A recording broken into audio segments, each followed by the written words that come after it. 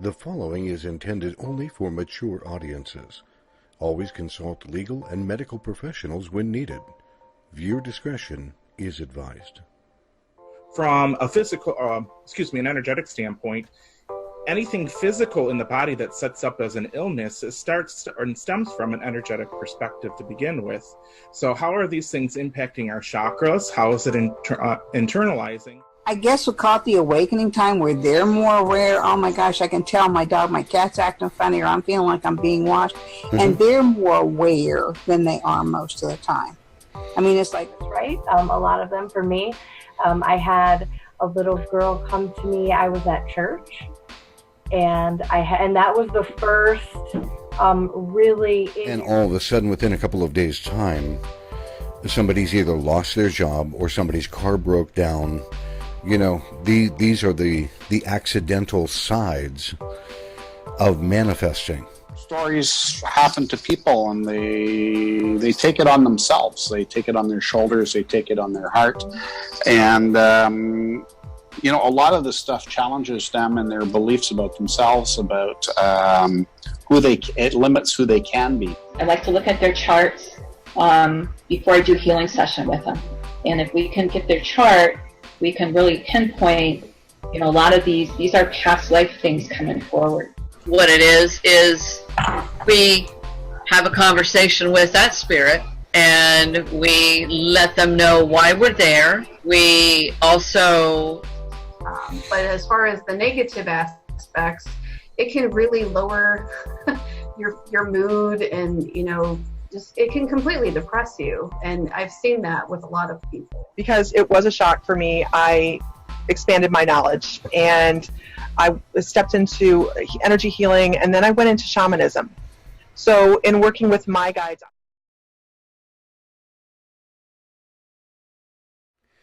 Good evening, everybody. Welcome back for another edition of Terra Turas. For the first time, because we've been rotating everybody around and trying to get everybody on the show, for the first time in a while, we have all these four familiar faces, and it's like old home week. In the upper left-hand corner, you've got Reverend Pat Beers. You've got myself, Michael, in the upper right. In the bottom left, you've got Heather Lynn. We haven't seen her for a little while. Hey, guys. And then in the bottom right, we've got our Mr. Jared Walters. Hi, everyone.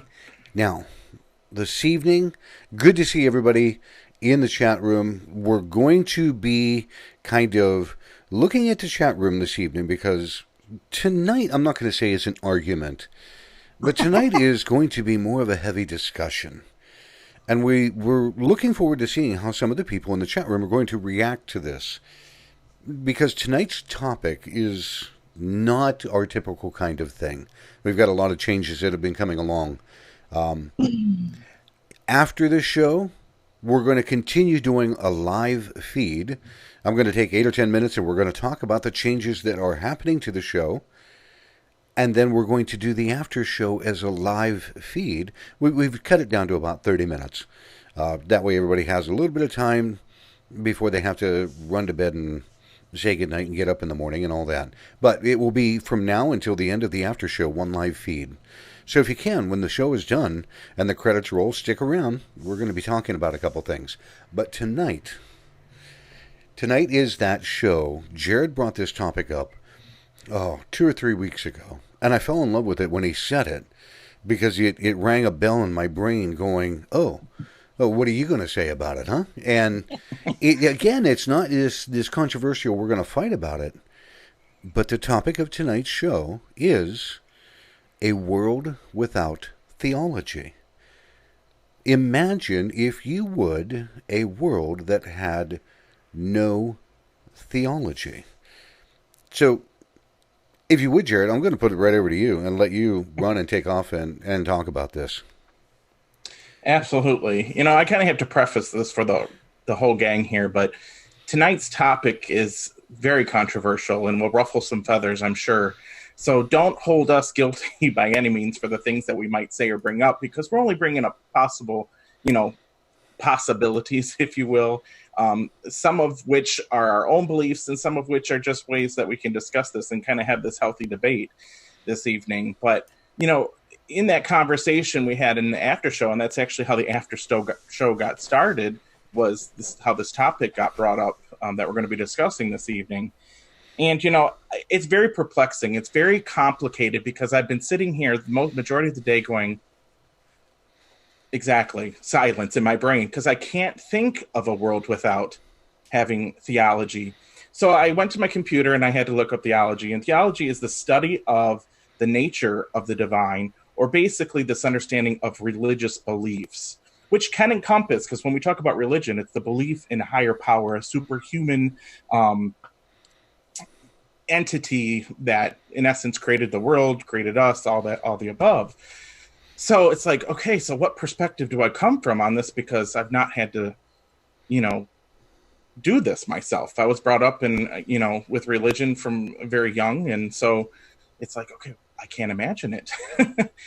But I then had to come from the perspective of, if I walk up to a group of deaf people and ask them, don't the birds sound lovely? They're going to have a different perspective on how the birds sound because they cannot hear them. If you walk up to a group of blind people and ask them, isn't this tree lovely? Isn't it beautiful? Their understanding and their beauty is going to be far different than my understanding and my beauty. So it's really important tonight to remember that it's interesting that we all have a point of view.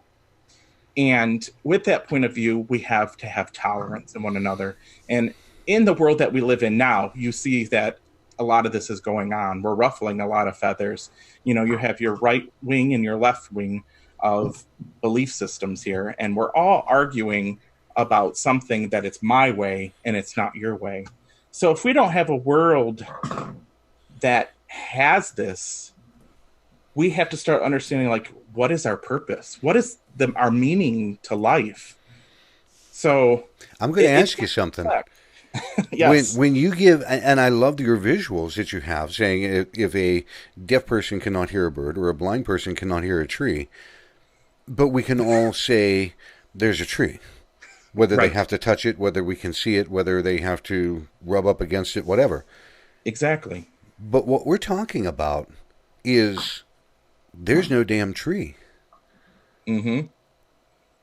Hey, Pat, and I'm just going to steal this for a second. Pat, if you think about this, you talk about angels quite often.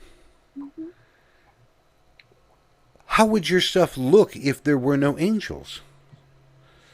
But see, I kind of grew up different than you guys. I did not grow up with religion. I grew up in a Catholic neighborhood. Everything was Latin when I went to church with my girlfriend. All my relatives that I knew were farmers. They weren't religious. It was more about nature to me and following nature and what the signs were and, watching the cattle and whatever. And I just always knew that there was something there, and I called it an angel. I used to drive my poor sister crazy. She's 12 and a half years older than me. I could go out and pick up a mouse by the tail and have it just hang there. And my sister would see me and start screaming, drop it, it's going to bite you. And I'm like, it's fine. And it would usually bite me because my sister screamed at me. So I just always had this crazy other perception. I knew, I didn't know how I knew. I didn't know what I knew. I just know I was protected. That's brilliant, though. And when I was thinking about the theology thing today, I thought, think about all the wars that have been fought of the name of my God's better than your God, and all the things. And again, having a paternal grandmother that was Delaware Indian, I guess I grew up with the respect of nature and the seasons and the full moons and the new moons and all that. They just did stuff. They didn't necessarily know why they did it. It was just something that they did. Does that make sense? All right, but in this, we can say atheist pretty quick. Yes. Because they have no belief in anything if it's not scientific. Right. They don't believe in heaven. They don't believe in hell. They don't believe in God or the devil. Mm-hmm. Okay. And they don't even believe in the science sometimes that they're professing about. If you question them, it's like, well, All right, but Heather, you grew up in church, yes? Yes. And you metamorphosized, if I can put it that way, into what you are now. So just for a moment, so that we can frame all of this together, how did you go from church to what you're doing now? Well, I mean, yeah, I was born and raised in different Christian religions, and I had a lot of healing to do. I had a spiritual awakening. The religion I was in was taught that, I was taught that speaking to spirits and such was the work of the devil. You're working with the devil if you're doing that. So when I had an experience that I was speaking to someone on the other side, and I knew I could feel it, that it was not evil, that it was of love. It was someone who loved me very much. And I had a lot of healing to do around what I was taught about religion and what I was taught about God. But this topic is really fascinating to me, because when I think a world without theology, I'm thinking not necessarily, I'm not thinking, I don't think a godless world. I think a world without different religions, specifically all these different religions. And I feel in my heart, I feel like that's where we're headed. And I know that's going to irk some people. We are headed towards irk, she says. From I was trying to not swear.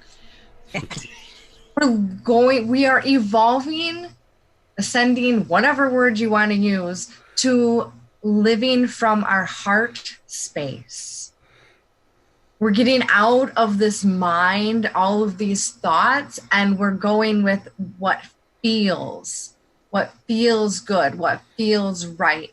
And I think that's, to me, that's kind of the point of it all, is that learning that connection with your own inner being, with your own inner source.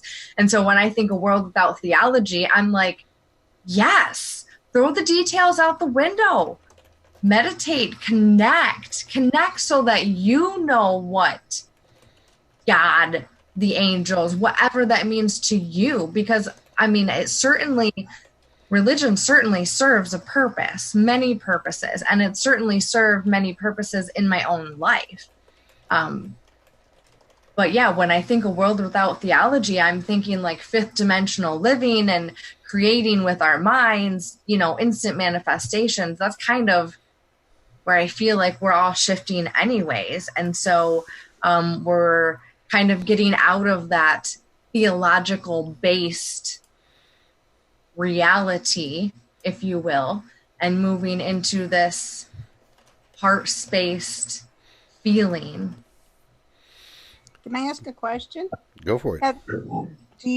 I feel like it's less judgmental if we take the theology out of it. You're not arguing all the time about, but my Bible says, or my says, and it's like. I think it's if you take the religion out of it, that's what we get. Yeah. Not necessarily theology, because theology is breaking down the nature. Is God a good God or is he a bad God? Those specific religious beliefs that create the religion, that create this doctrinated system of right versus wrong, good versus bad, and that's it's so crazy to think about, because if we think of this world with no God, no sense of creator, we then have to look at the human condition. We have to look at ourselves. What is my meaning in this life? What purpose do I have? Is it just this time here and now on this planet and that's all I get? Is there no afterlife? It takes away all that type of stuff. And when we think of like spirituality, the religion of spirituality, it's not so much centered on a Godhead as much as it is of the soul and the continuity of life and the afterlife. So there's a lot of different perspectives we have to look at. And then we also have to look at the idea of good versus bad. In Christian belief systems, we are sinners. We're all considered bad from birth, inherently, and that's all we do is go through this life knowing that we're bad and trying to get to a level Right. You know, Redeem and then like ourselves. exactly. So it's like not my God. My God's a loving, accepting God. You know, Right. I've had to break down those walls that have been put up in front of me and find my own belief system in a lot of ways. And I believe that's a lot of the purpose of life, is searching and reaching to find God and to know God, or to know the, I hate to use God because I hate to use it in a masculine and The feminine essence. form. The The essence. essence. Thank you. Exactly. Source energy. I like Right. Stephanie And that- brings up a good point right in the chat room. Yes. She goes, religion doctrines are to control humankind. Mm-hmm. And there's a much part of so. me that I would agree with that. But I've got a couple of questions about all of this. Yes. If we say we take out and we have a world without theology, so let's take every religious aspect and move it off the chessboard. Not anywhere near it. And we go back in history, would we really have had any kind of war? When you think about the Crusades, I mean, come on. Biggest slanderous kind of thing, one religion fighting another. The whole Crusades were nothing about that. It just... So if we didn't have the Crusades, and we back up and we look at the Romans weren't really conquering for theology. They were conquering just because they wanted to conquer, right? The Roman Catholic Church? Well, the Roman Catholic Church, if you take that out, Right. and even if you go back Rome, yes. before the Roman Catholic Church, if you really want to look at it, if we hit a period of the Dark Ages, the Roman Catholic Church was the only thing that kept a written record and kept humanity going through the Dark Ages. So if we lost that, what would we be now? Right. Grunting and groaning and making fire? it served a lot of purposes, and not all in a positive aspect per se, but all for purpose, and it served humanity purpose up until now. I mean, but yeah, I don't like the whole sin, bad and good and sinner, and it separates us, and that's what the powers, whatever you want to say, those people. Okay, and you're talking about separated. That creates separation amongst us. So yeah, when you take out the details of it, and we're like, yeah, there's a tree. We all know there's a tree. There's some, we feel something, and we feel connected, and it makes us feel connected to each other. If we live based off of that instead of theology, okay, so but would that be an agnostic? more connected. It brings us right into the point. Are we going to lump and throw spirituality in with theology?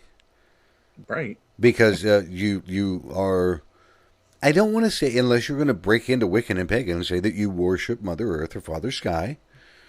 Okay, so do we take spirituality and put it in the same basket with theology?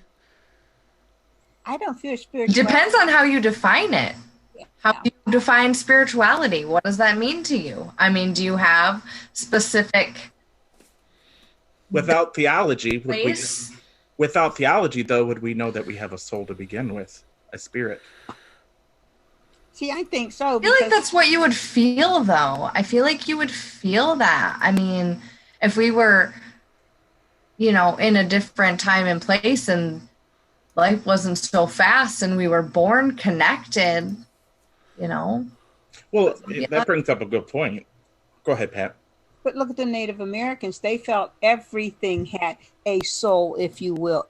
Everything had an energy. Right. Everything had, and was to be Animistic respected quality. because it had. Yes. right, because That's a they good felt that it had energy. Exactly. And then the religions came and put all these rules and all these boundaries or whatever. You know. Right. Exactly. It's very interesting when you stop and back up and think. Because I keep looking back at my childhood, going, they didn't even go to church on holidays. You know Now, what I mean? Again, Stephanie in the chat room brings up the point. said all indigenous cultures not having religion still had the innate intuition to know there was a creator. Right. So even in that aspect, if we're going to say a world with no theology, there is no worship of any kind to any deity, god, spirit, or otherwise. So we need to get down to the nitty-gritty here. The nature of human nature. How is that defined then if we don't have a guideline or a set of rules that are indoctrinated through religion and that idea of religion or through religious beliefs that we have to do certain things in order to gain this enlightenment or to go to heaven, if you will? So am I a good person? Am I a bad person? How do I determine my worth and my value not having that experience? I just want to say the laws of the universe, laws of attraction, but then again, that brings into the whole, those are all ideologies as well, just in a different spirituality. Yeah, right. That's that's when are you lumping it in with the rest because it has its own, kind of you are. But what about, no theology? And now many of us are coming around to the idea that we are creators of our life. We are the creators. So now what about the thought process of we are the creators? So you take away that theology and we don't have a rule book per se, like Jared was saying, we don't have, so then what if we're in that state of awareness that we create, and then that if we are that aware, then you would be aware enough to feel the energy and to be able to understand how that works as far as, like, I hate to use the word good and bad, but as far as that positive and negative, the laws of the universe, the laws of energy. So it would be more of a personal experience for each person because, like I said, when we're talking about worth and value, if I were to ask you, how would Heather define Jared's worth and value in this lifetime? And see, that comes to me, that says, is Jared a kind, loving person? Does he accept everyone at face value until something happens to cause him to not accept them and trust them as they are? So let me ask you this. What is the idea of good and what is bad? Are you harming someone on purpose, not accidentally? Are you purposefully setting out to cause someone ill will, harm, physical harm? That would be your definition, correct? Because Hitler thought he was doing good. That's mine. Right. I hate to bring that up as an example, but Hitler thought he was doing good. Yeah. Right. But so then again, like, good is very different than your vision of good. True. Yeah. Right. This is philosophical, people. It gets deep. It's so good. No, it's so good. So now what if we're creators and we're fifth dimensional living and our vibration has to be of a certain frequency, ideally, right? Correct? I mean, as far as having, I hate the word bad, but negative intent or negative, do you know what I mean? Like I feel like ideally our vibration would be above that. And I hate to sound naive, but in my heart, I feel like a lot that's going to fall away. That's why it's all been brought up to the surface. It just keeps spewing us in the face, all this hate and this anger and these hurting people.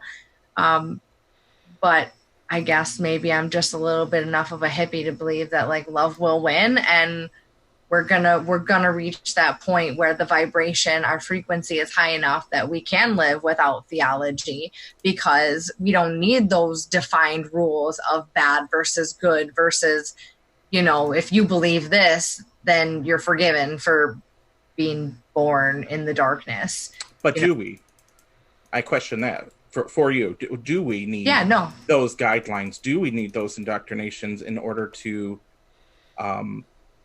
create what it is what you're creating, that understanding of love. Because like I used the example of Hitler, and he thought he was doing good, but in a lot of people's views that would be very negative and very bad. But at the same time, would we have this world with no structure where it's mayhem in an instance, because everybody has their own definition and they don't have to sit within a certain set of guidelines that have been predetermined for them to confine themselves? I think that the vibration the world has been at, we have needed that.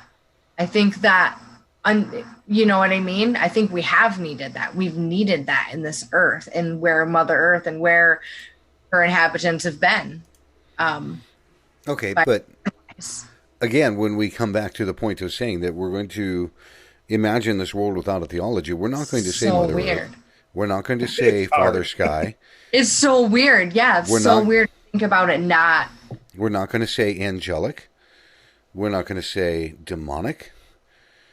In essence, we are going to be living a strictly science-based life. What is empirical data and what is not? What can we prove and what can we not prove? We cannot prove there is a God, an afterlife, a soul, nothing. Therefore, it cannot exist. Well, I feel like that's taking it one step farther, because... But that's what no theology would do. Theology doesn't mean it's strictly science-based. Okay, I mean, because energy is science, but it's still... So, like, anything we can't prove doesn't exist? Is that what you're... No, if you're talking about energy, and you feel that there's an energetic, you can measure magnetism. You can't see it, you can't feel it, you can't touch it, but you can measure it. Right. So any energetics that would come from the planet, we would have to devise a machine, an instrument, or something to measure and confirm there's energy in this plant. There is energy within a human being. There is energy. And we would look at it strictly from that point. It's an energy. Okay, but think about, is it Carillion? Help me, Jared, where they do measure the energy in a plant. And if you play hard rock music, it withers. And if you, and scary cattle, if you play heavy metal music, they don't produce as much milk. And the Carillion energy, what was that? Water. Okamoto, or whatever his Okamoto. You know, how he would microwave water and nothing would grow in it. Nothing would germinate, no seeds. But if he put water over here and he talked to it lovingly every day, the plants thrived. If he talked to it mean every day and said, "Oh, you're no," so there is an energy thing. Part of that, Michael, that was not nice. That just switches everything around. I mean, I can argue the other side of it, I guess, because I'm not that religious. I've just always been spiritual, and I am baptized in the church. I was married in the church. I was, the whole gambit, and I accept that. But that was not my home base, if you will. I agree.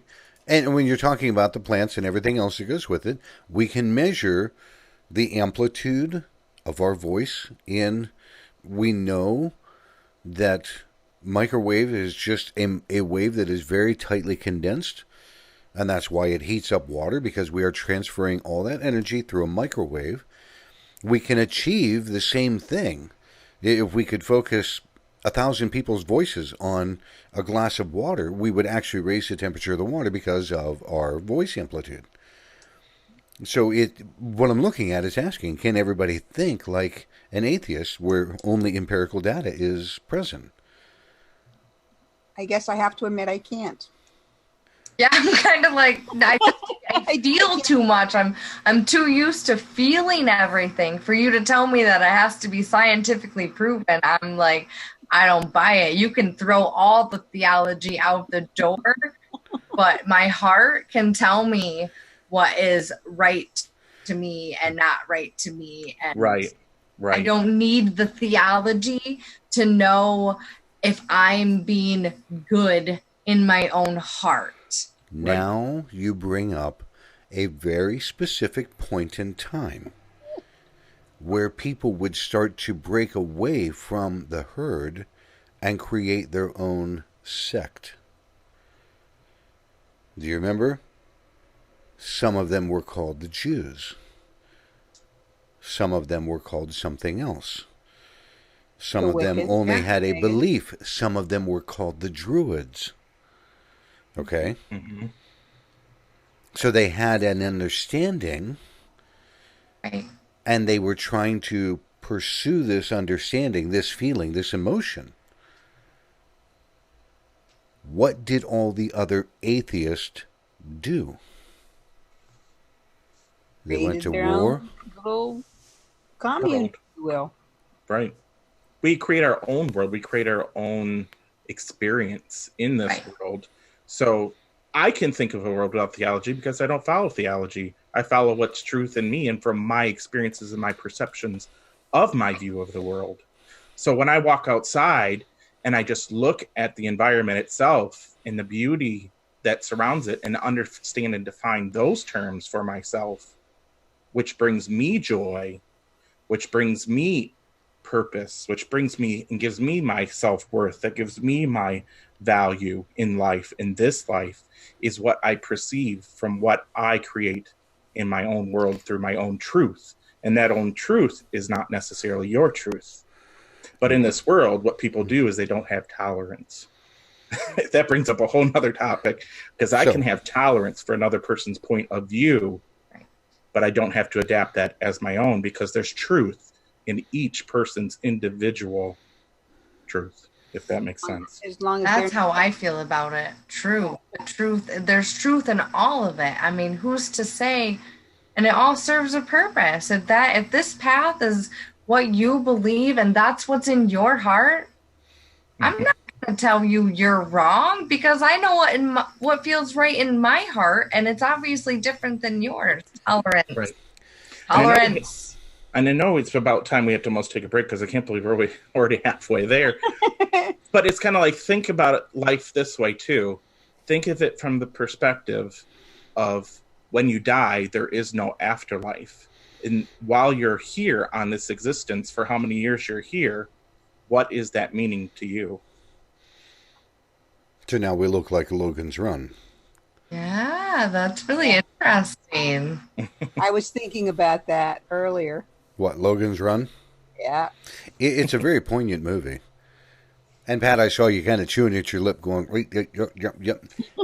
So Well, it's let's... just, Go and ahead. to me, it's like we keep coming back to that word respect. I respect you and I respect your views. Just don't try to convince me that your views are better than my views.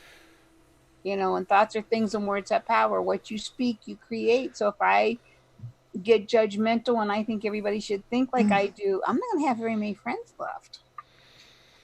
And that's something that we're going to touch on when we come back. And I have a very poignant... See what happened? All of a sudden, and now Jared's got this crossbar. Where'd Heather go? Hold on, I can fix this. There. I do it, Michael. And now, wait, watch this. I can move Jared's name. Oh, come on now. It's in there.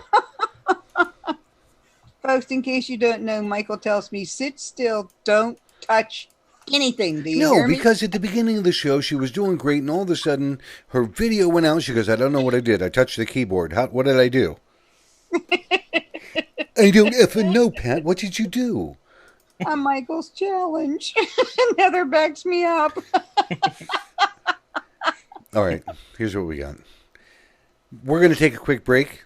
When we come back, I'm going to ask you a very poignant question about a very specific person in history, because we, as so far, we have not touched on what we do in conversation with no theology. So we'll be right back after this.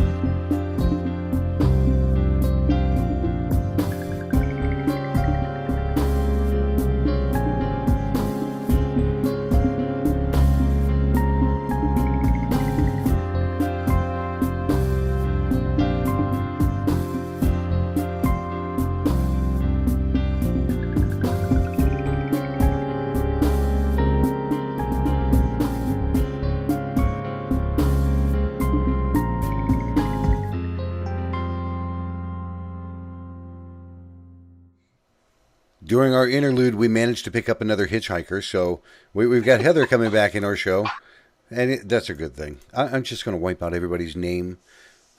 Yeah, I know. Switching He's gonna be so mad. It's gonna screw everything up. I'm like, see what happened?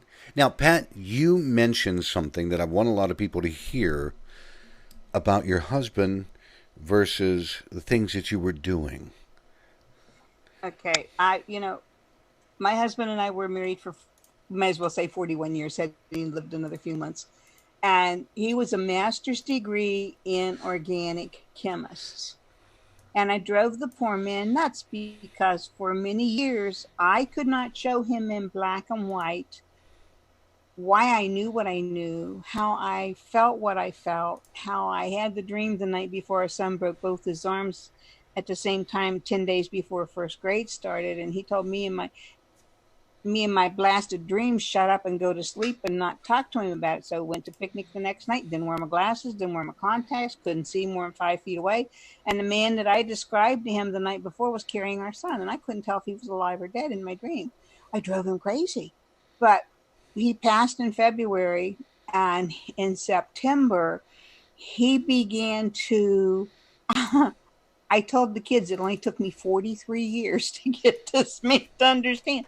But he started to see spirit. He started to hear deceased relatives and friends. He started to, and it's like watching a television that nobody could see. And I've been trying to tell him that for 40 plus years.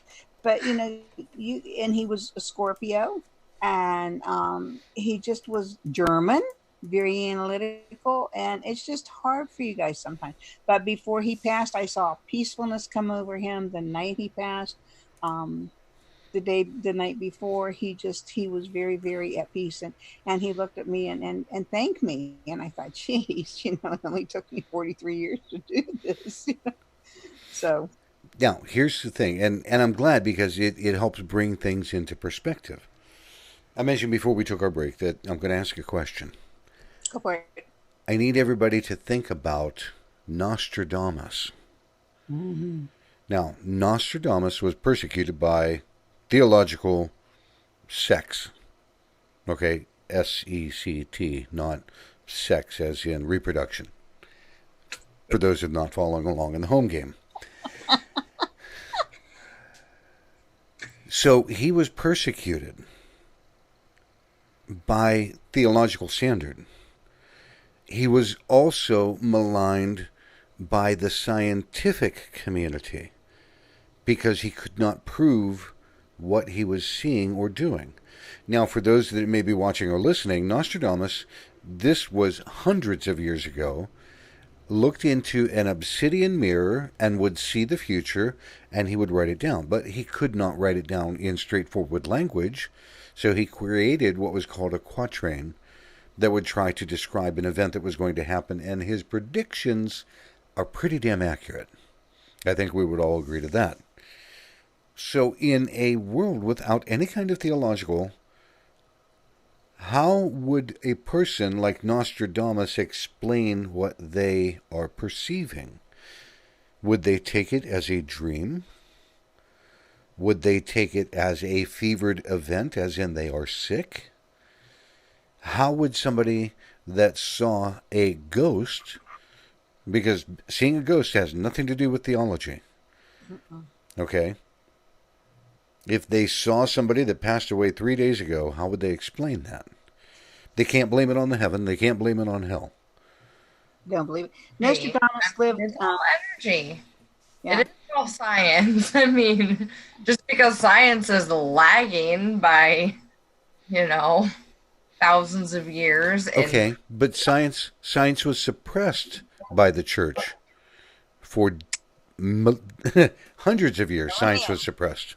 Mm-hmm. So if we didn't have the theology, would science now be king ruler of the world? Because you could only base things on facts. You can't base things on things that are supernatural, if you will. Nostradamus lived December 14th, 1503 to July 2nd, 1566. And he died at age 62. I mean, that was probably a whole lot for them to have to swallow. Well, that Michael brought up a good point too, and we see this still today in the United States. And I'm not going to talk about politics here, but there's this idea of separation of church and state.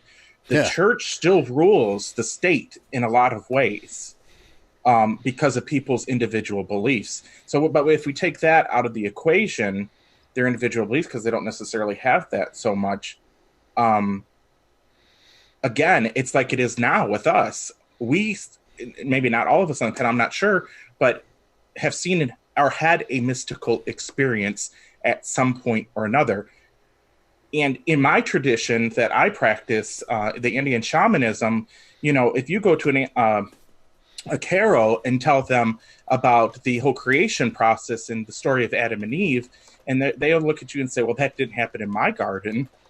And they have a totally different perspective on this. So it's like it goes down to the basis of, I have a mystical experience, you have a mystical experience, then we start formulating this group, this metaphysical group that we have, or whatever you want to title it if we don't have theology, But we're going to have these groups that have these experiences, and you're going to have these groups over here that have not had that experience and will refute what you see and believe. So you're always going to have this. So does that set up the basis for an insane asylum? I'm serious, because if you think about it, how many, if you take 100 people, let's go for 1,000. If you take a group of 1,000 people, how many actually do what we do? 100? Example, 1977, I went into cardiac arrest when I went in for hysterectomy. I went out like boom, and I went to the light and all that. And when I started telling my husband and my friends about it, the nurses overheard, took my husband aside, told him I had had a nervous breakdown and he should put me in Falls View, which was our mental institution in Cuyahoga Falls. And he said, she's always been like that. So they didn't do it. It's true. Yeah. Okay, and these are the things.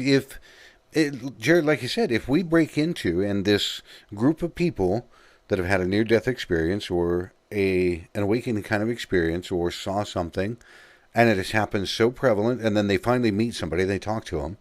Oh my God, you saw that too? Yes. Okay. So we might have 100 people in this little stick hut town because they can't live with the other 900 people in the castle.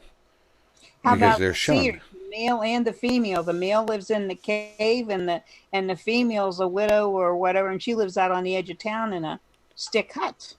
And that's goes it. To talk to them, but they don't want anybody to know they're talking to them because, Look within our groups right now. How many people that don't believe in what we do can walk past us and we're doing a practice like a reading or something like that, and might call Pat, might call me, might call Heather, might call you a Fruit Loop.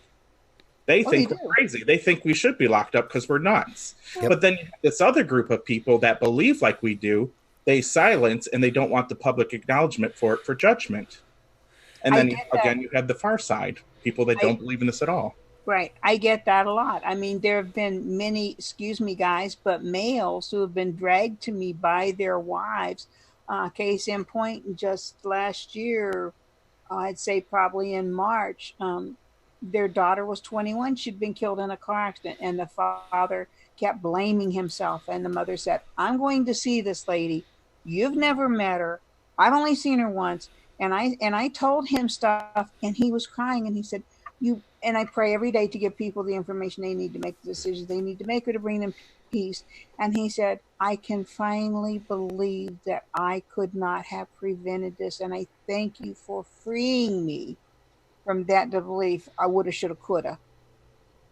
And he was crying. And his wife said, I've been trying to tell him this for almost a year. He could not get his head around it.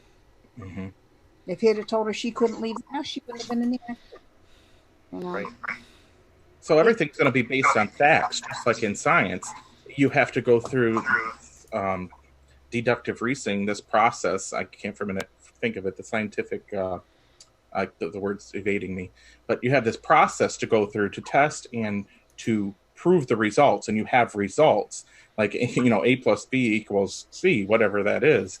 So you have to have this evidence base. So in Nostradamus' time, when he was coming up with these and having these premonitions and these insight of the future, nobody could prove what he was experiencing at that point in time. But if you were to if we were to go back in time and show them what happens in the future, holy moly, he might be revered as something totally different, the Messiah himself. You never know. Okay, Yeah. that brings up a perfect question from my end. If I went back and only observed, not interacted anything, with a Native American shaman,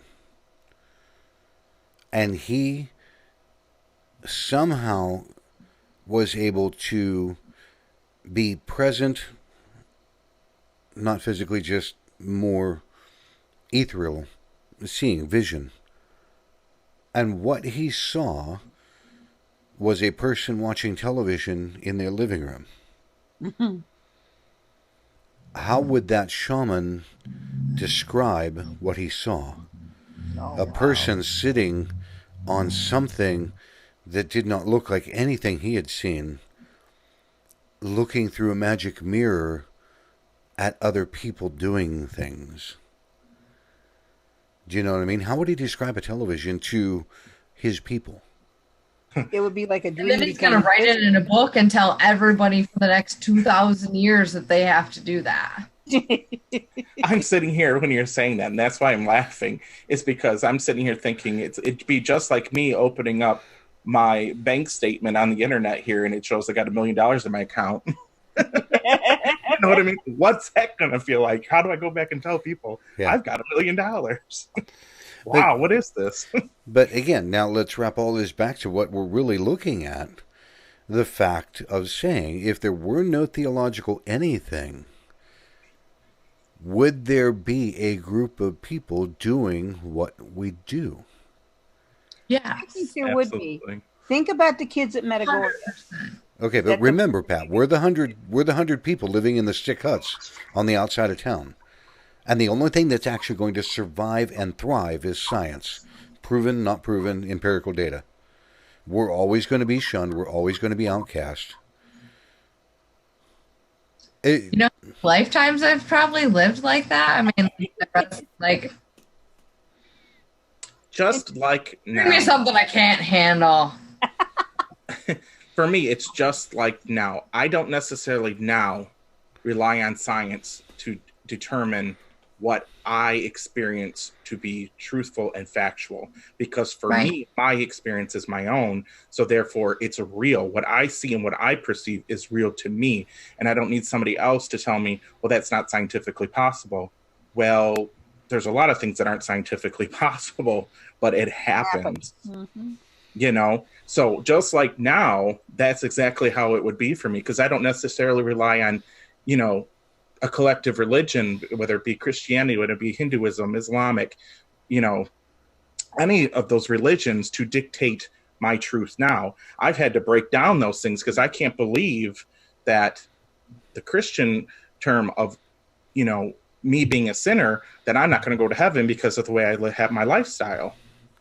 I choose to believe in, my God is a loving God, this, that, and the other. And I know that's not the point here, but I have to develop my own truths from my own experiences, and I can't rely on other people to say that. Now, if I worry about somebody judging me, I might not necessarily say it in front of them to avoid the repercussions, but I may say it to somebody like you that understands and believes me. And then we have this collective culture or religion, because that's how religions start. They start as cults. Yeah. And you come together with this idea, and then you run with it. Margaret from the chat room says you can feel it in your heart, as we were talking about things that we do. Right. Everything is a feel. So even if you take out the theology, I mean, there's no way to take out the feel. Mm. Unless you take away our humanism, when you take away theology, we're still going to have the feel. So there's still going to be people doing what we do. I mean, there has been. They've been persecuted for, burned at the stake as witches, or, however dramatic as you want to go.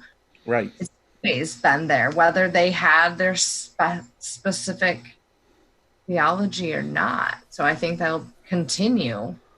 And Right. don't you think it's just like now that people who absolutely do not believe in what we think, what we feel, what we do, but they'll have an experience and they got to talk to somebody. So who are they going to talk to? They're going to go find the weirdo that can possibly understand and say, you know, because I don't know about you guys, but every once in a while I go, okay, I'm around the bend this time. I know I've crossed over that little white line or that little, but, and it's like they find someone to talk, and there's got to be more than one, you know, like we talked about the insane asylums and stuff, and how many people were locked up for visions that they couldn't prove that later proved true, and well, you put a hex on them or you created that or whatever, because they had no reason to believe it was just them seeing something was coming up.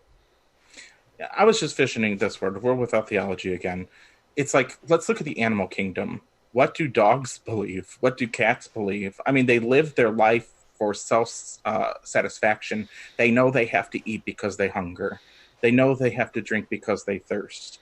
They go through this process and they develop these relationships, these interrelationships, this hierarchy, this process. They still have that type of thing. So we as humans are in the animal kingdom, but we've been given much more capabilities in having a brain and having this awareness and to be able to form, you know, a spoken language and many dialects of that language. You know, there's lots of, so it's hard because we as humans think much differently than our, you know, relatives, the apes, for instance. You know, they don't have this structure. I wonder if they have, you know, what do they believe?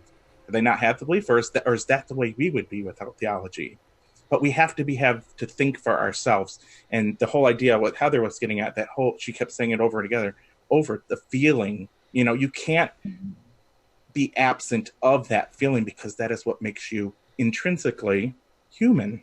Who you are. We are human, so you can't be void of feeling because that is what we have. So you're going to base your perspectives, you're going to base everything from the world around you and what you need. You need warmth, you need shelter. You're going to find those ways. Like the cavemen had to do it. We've had to evolve.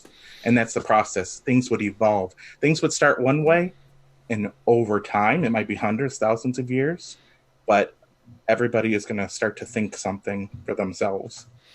So I don't think we can stay stagnant ever. And then, you know, we find someone who seems to know more than we do, who seems to understand more than we do, someone who cares. If you get hurt, they try to take care of you. They don't say, oh, you're hurt, you're no good anymore, we're going to leave you here. I mean, science can't take that out of us, I don't think. I mean, that's what makes us who we are. Right. Well, and the animals, that was so perfect that you brought that up, but how did they live? They live off of the field, the energy. That's how they function. I mean, it's just so... But they also live in... And at the same time, intricate. It's just beautiful. But at the same time, they live in a purely empirical, data-driven life. Right. What they can prove and what they can't prove. Mm-hmm. Kelly brings up a good point in the chat room, because there are religions based on science also, which is interesting to think about. Those that have nothing to do with gods of any kind. Mm-mm. Religion of pure science, so it couldn't even really be called a religion. Jared, I have to laugh because you said, you know, what separates us from the apes, and I'm sitting here going, opposable thumbs, dude. Yeah, that too, Michael. Here's my question or thought, if you would. We've spoken a lot about how we would be in a world with no religion, and we have obviously spoken about how we are in a world with religion. Can you honestly tell me, for those of us that are readers, that there is any difference? We are still oppressed. We are still shunned. We are still misunderstood. We still have to try to fit in to the rest of public. I see so many similarities between a world of no theology and what we have now. To me, the longer you walk on that path, there's no difference. What I find amusing is when people have heard my name or know me via reputation, but they've never met me. And they start talking to me about me. And I'll go, oh, that's interesting. Well, what do you think about? Well, I think that'd be very. And then they meet you and they go, "Oh my gosh, you're not anything like I thought you were going to be. I thought you were some kook." It's just funny how people have those perceptions, and I think that's what they do with religious. Yeah. There's a religious lady across the street from me that, in name only, goes to church 3-4 times a week, but would not lift a finger to help you if you were lying in the middle of the road down there. True. And so there's always that opposition, if you will, about how you think and how you feel. And I think too, this is my personal opinion, but it's like, do you think if you were to take away all religion and religion never existed, and you have people out there that can do what we do and we're professing it, don't you think they would start? We're inquisitive people. People are inquisitive. They want to know. They want to understand, or they want to, what is she doing over there? They want to learn more. Don't you think people would search for that purpose and that drive in life, or to have answers and more understanding of where they come from or what their intent is here on this earth when they're put here? Like an atheist, if an atheist doesn't believe in anything, is that more so a stance? Because if I was an atheist now and I took the stance that I don't believe in anything, but tomorrow the rapture happens, I can change my opinion. But the question, would you change your opinion, or would you say something scientific happened? If a man comes floating out of the clouds. True. Or a woman. Yeah, or woman, exactly. Yes. Man as in mankind. Could you imagine if all of the gods that are worship studied around the world all appeared at the same place at the same time? I think humanity would fall over. Your room's full of them, and I tell you what, it gets kind of crowded. I can't imagine having. India alone has 100 gods. I think that would be wonderful. I think that would be so. I mean, for us, because we would say so cool. Right. Right. Well, because we'd be in that grateful, that gratitude. It would bring us gratitude and joy to have that experience, whereas other people. Since we're going to go in that direction. They'd run in fear. Or they might not be aware enough to appreciate it as well, which would, I often, when I see, beings or angels or something, and I know that the person's not aware, and I just want to be like, but there's an angel behind you. It's okay. Everything's going to be okay. Like, if you could just breathe it in and feel the power standing next to you. I have an interesting point. Have a much deeper sense of peace. Here's one that'll blow your mind before we finish our show, because we're already at an hour. If that were to happen, all the gods were to all appear on the same stage at the same time, what would you think if we only saw one being, and yet each of us saw what we reflect as God? Oh, I think that seems like an accurate portrayal, considering. So you're saying, but your truth is your truth. One being appearing to each individual as their own truth. There was one being. Yeah, one being on the stage. And I looked and I see Christ. And somebody else looks and they see Shiva. And somebody else looks and they see Buddha. And somebody else looks and they see Muhammad. Right. I mean, that's kind of reality. I mean, that's because what we believe is our truth. So. Or our truth is what we believe. One of the two. Well, yeah. I think that's this conversation can go on forever, but yes. I think an interesting point is we tend to put our gods or goddesses in a humanistic form. What would you think if all of a sudden your creator comes down and looks like an alien? Would you still be accepting of who your creator is because it's not your informed or thought perception? Yeah. All right, folks. Years ago, no. Now I welcome. Yeah. I think once we get over the fact that they don't look like we thought we would like, I still think there would be a part of us that would recognize in them. Remember that old saying, the God in me allows me to see the God in you? That was something from Theosophy years ago. Yeah. And so you may not look like I think you should look, but there's going to be something in me that's going to recognize that.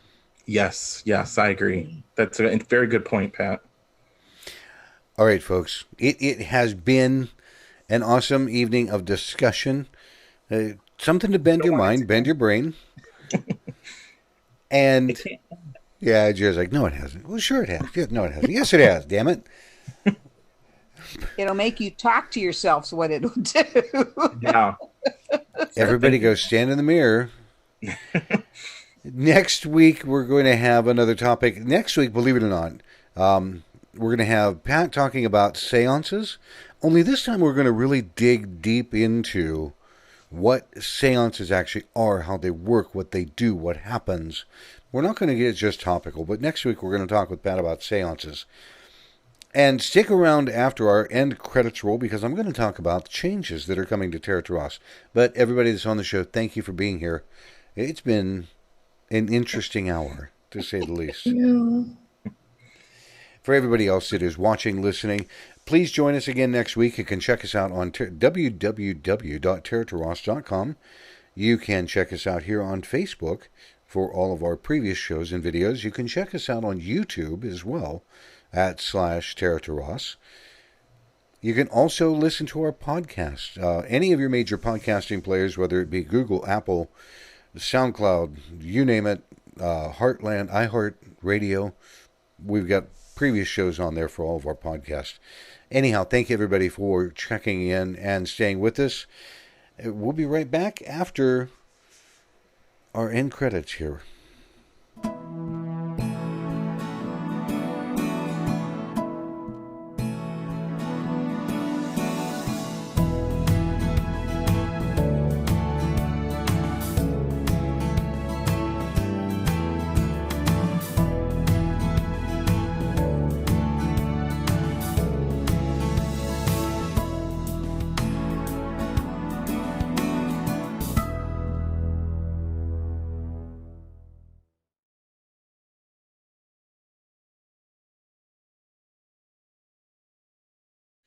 If everybody would stick with me for just a moment, everybody's going to be kind of shuffling around, because now we're at a point where people are going to get up and they're going to go off into Never Never Land before we do our after show, so they can get up and walk around. Now, as I was speaking about, we are going to be doing 3 different shows as we go along with Terra Turas. The very first type of show is what we call a panel topic, and this is just like next week.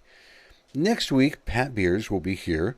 She's going to be our main presenter, and she's going to talk about seances, and like I said, how they work, what they do, what's going on, all the reasons, the in-depth, and we're going to ask some nitty-gritty questions about that. And every time that we have a panel topic show, everybody will be bringing something of their own experience, their own expertise, their own everything. So they will have, every panel topic show will have a different panel member, okay? And those are going to be interesting because we all come from various different walks of life. I know when Stephanie comes along, she's going to be talking about spirit circles. When KB Hurst comes on, and it's her turn in a panel topic, she's going to be talking about spirit boards. Okay, so everybody is bringing something very, very different to the show.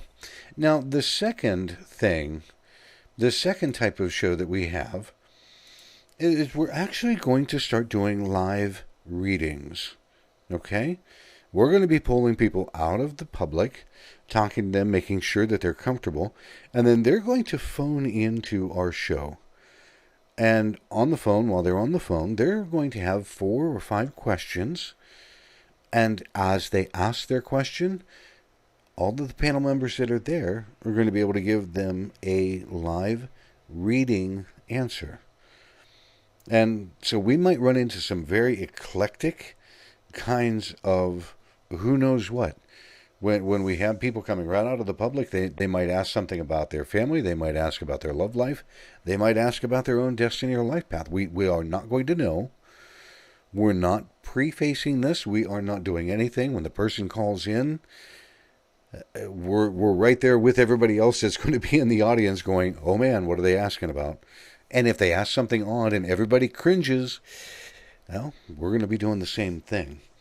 The third type of show that we are going to be doing, that is going to be coming up, is a special guest show. We are going to start bringing in some very talented people that are basically experts in their own right. And we're going to be talking to them, learning from them, understanding what it is that they're doing. Our very first special guest, and I would like to be able to announce that here in just a second. We actually are going to have one more show that we have some very one-off topics. One of them is going to be September 11th. We are going to do a September 11th memorial show.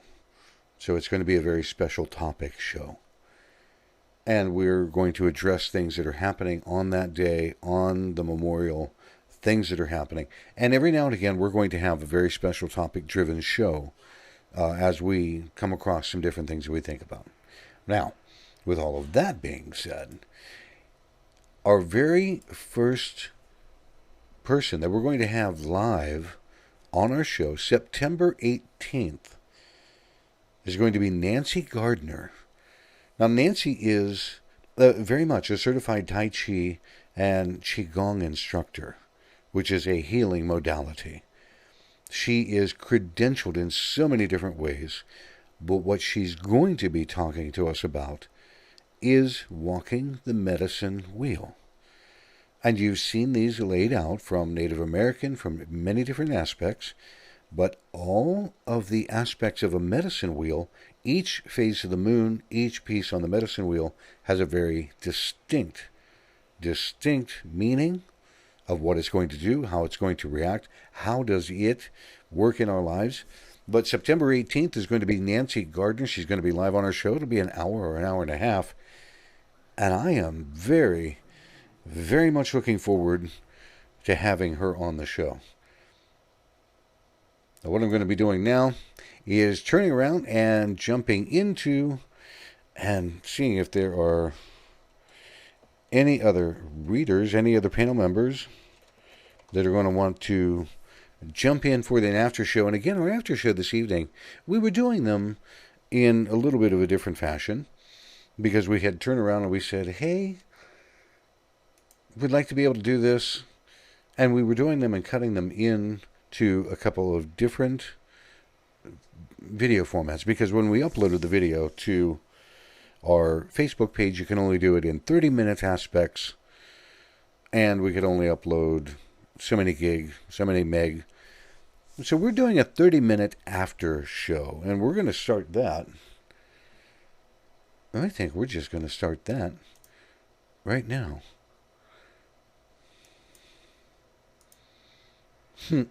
And here's everybody sitting in the window going, But everybody made it back, and I'm glad to see that. I'm trying to get in touch with all the other people if they want to kind of jump in or not. KB Hurst said she's not going to be jumping in because she's in her pajamas. And I'm like, okay, now hold on. Pat, I know it's... Unmute. See?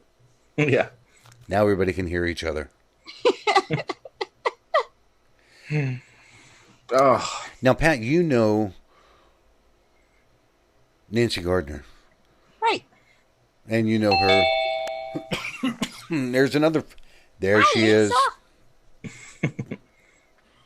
How you doing, Lisa? Hi, how are you? I have no idea. Jared got me all turned around talking about no theology. Hey, just like everybody else. I was watching. I was raised in the Christian church. I was a deacon in the church. My life changed, but I have a very serious base of theology. So for me, it makes my brain literally hurt to try to think that far outside of the box. How are you doing tonight, Lisa? Good.